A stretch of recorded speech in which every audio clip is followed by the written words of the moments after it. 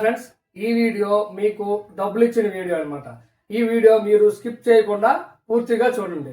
ఎవరైతే ఒక వ్యక్తి లేదు వారి కుటుంబ సభ్యులు లేదా వారి పూర్వీకులు ఎక్కడైనా ఇన్వెస్ట్మెంట్ చేసి ఆ డబ్బులు మర్చిపోయారో, లేదు ఒక వ్యక్తికి ఉద్యోగం వచ్చిన కొత్తలో ఇన్సూరెన్స్ లో అవ్వచ్చు, అలాగే షేర్ మార్కెట్ లో అవ్వచ్చు, లేదు బ్యాంక్ ఏదైతే కొన్ని స్కీముల్లో అవ్వచ్చు, ఏదైతే ఇన్వెస్ట్మెంట్ చేసేదారో అది చివరి వచ్చి మర్చిపోయారు అనుకోండి. అలాంటి మర్చిపోయిన ఏదైతే ఇన్వెస్ట్మెంట్ ను, అలాగే మన పూర్వీకులు ఫ్యామిలీ ఎల్డర్స్ ఉంటారో వారు కొన్ని సందర్భాల్లో అకారణంగా మరణం చెందినప్పుడు అది మనకి తెలియదు ఇన్వెస్ట్మెంట్.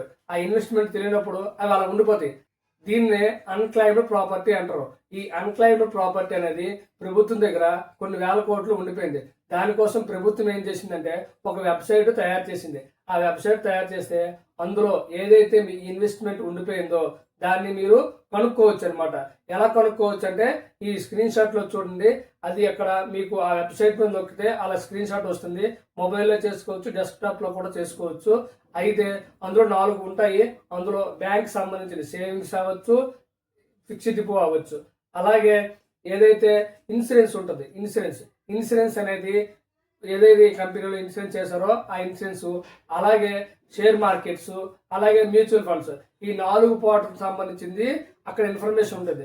మీకు ఇందులో ఒకవేళ దాచిపెట్టారు లేదు ఇన్వెస్ట్మెంట్ చేశారని డౌట్ ఉంటే అందులో ఫోన్ నెంబర్తోని, లేదు పాన్ నెంబర్తోని, లేదు నేమ్తోని సెట్ చేసుకొని మీరు అక్కడ ఒకవేళ ఉంటే ఆ సంబంధిత శాఖకి వెళ్ళి మీరు క్లెయిమ్ చేసుకోవచ్చు అనమాట. అంటే మీకేం చెప్తుందంటే ఒకవేళ అన్క్లైమ్డ్ ప్రాపర్టీని మీరు కనుక్కొని క్లెయిమ్ చేయాలి. అంతేగాని ఈ పోర్టల్లో డబ్బులు రావు, ఎక్కడ అమౌంట్ ఉందో అనే విషయాన్ని ఈ పోర్టల్ చెప్తుంది. ఆ తర్వాత సంబంధిత శాఖకి వెళ్ళి మీరు క్లెయిమ్ అనేది మీరు ప్రాసెస్ చేసుకోవచ్చు. కొన్నిసార్లు ఎవరో కొంతమంది ఉంటారు ఇన్సూరెన్స్ చేస్తారు, ఇన్సూరెన్స్ చేసిన తర్వాత అది మెచ్యూర్ అయిపోతుంది కానీ మర్చిపోతారు. కొన్ని సందర్భాల్లో ఇన్సూరెన్స్ చేస్తారు, అతను చనిపోతారు, ఆ విషయం కుటుంబ సభ్యులకు చెప్పరు.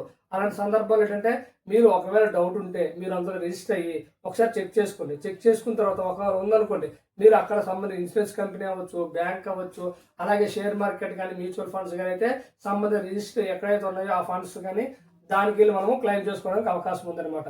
మీరు తప్పకుండా ఇది ఒకసారి చెక్ చేసుకోండి. ఒకవేళ మీ వాళ్ళు ఎవరైనా ఇన్వెస్ట్మెంట్ చేశారేమో చూసుకోండి.